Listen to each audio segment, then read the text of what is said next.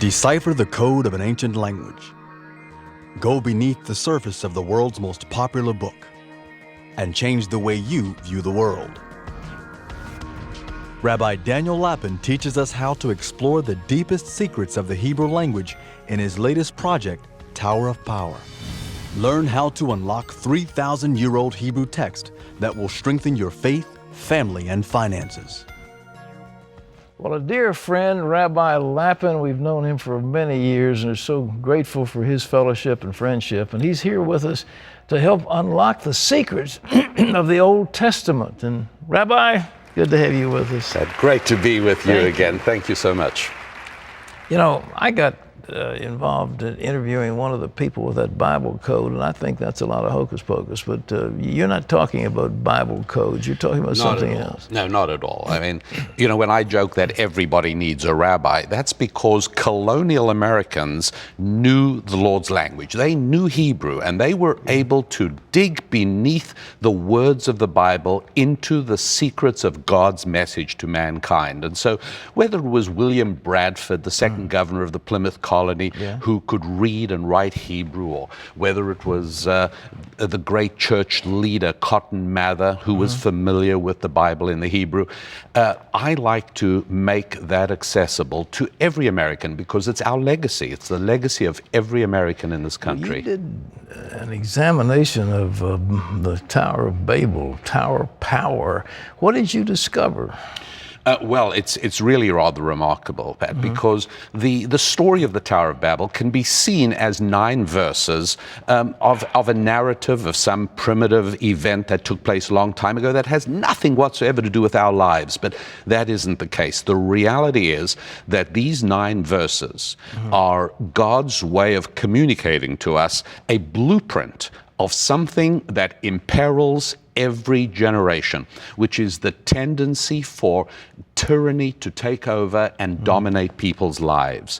And, you know, thank God we're blessed to live in the United States of America, a country that is a Christian country founded on Judeo-Christian biblical principles. But even here, don't we all feel a certain tendency of the culture, if you like, to bring all children into one form of government-structured education? Absolutely. Don't we find a tendency to try and get people out of their cars and into public transport? Everybody has to go where the system wants us to go. Well, this is what the Tower of Power is talking about. That's these 9 verses, the Tower of Babel, where there is a remarkable emphasis right there, if one takes a look at it, of bricks and stones, where here are these people, and the story tells in these 9 verses how Nimrod, the king, insists that they must build with bricks, not with stones. Well, there's 2 very important differences between bricks and stones. Bricks are all identical to one another. Oh. Okay. And stones are unique. Now, any father or mother knows that if you have 2, 3, 4, or in our case, blessed with 7 children, you know each one is unique. Each child is special and different. To our Father in heaven, each one of us is different and unique and special. That's why he gave each one of us separate fingerprints.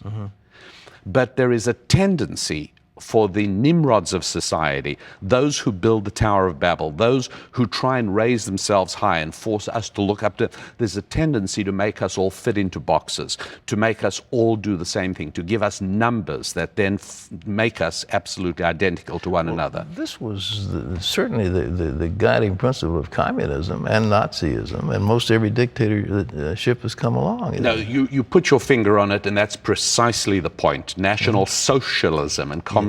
Absolutely, all of these things were, and that's why government housing is sometimes so dehumanizing. It looks like Moscow public housing because, again, everybody has to look exactly the same. Everyone has to fit into the same pattern. And so the emphasis in those 9 verses, which I bring out in Tower of Power, is no, we human beings are stones. We are, each and every one of us, unlike any other one.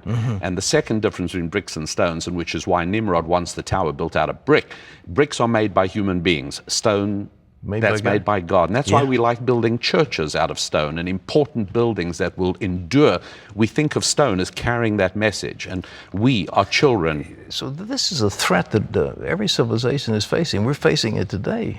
The people in Washington want to homogenize our society. That's exactly, and that's why I felt this message was so timely, and I wanted all Americans to know what early colonial Americans knew, which is that these 9 verses are not just a legend about some long-forgotten nation that we need to pay no. No, this is a warning sign for each and every one of us to constantly be vigilant, to protect the Republic in the manner in which the founders intended. You are writing a series on Genesis. This is the first of a number.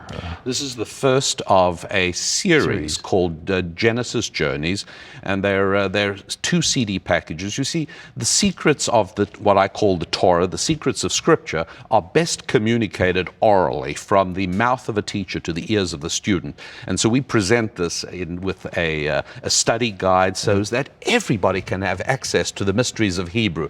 You don't need to have been taught Hebrew as a child or know any Hebrew now. Each and every one of us can see the graphic intent that God built into Scripture.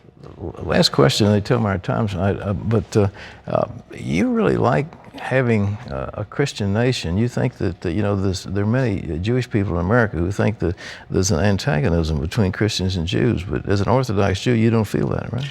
Look, I've always said that Judaism's safety belt is America's Bible belt. And I believe that we are a Christian country, and that is why America has provided the safest, most durable, most tranquil haven for Jews in the history of the world. That's because America is a Christian country. And don't forget, Paul Johnson, the British historian, called our early Americans Old Testament Christians because he knew that they understood everything so well. And so I see my mission really as making all of this accessible to every American. Do your fellow Jewish believers agree with you, or are you having a hard sell on that one? Well, Pat, you and I have worked on some of these issues for many years already, and there is such a difference in how I and my work am perceived today as compared to 10, 15 years ago.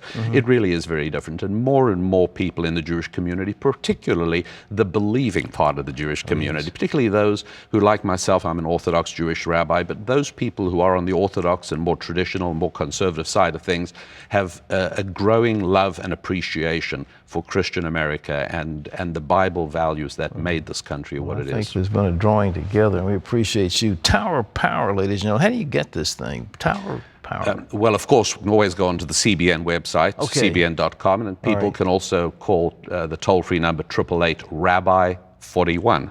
888-RABBI-41. Or else www.myname-RabbiDanielLapin.com. Well, my dear friend, it's so nice to see you. Here it all is, several of these are CDs. Those are CDs, and there's a full-color study guide that brings it all to life for people of any background. You don't have to be Jewish to have access. Fascinating. Thank you.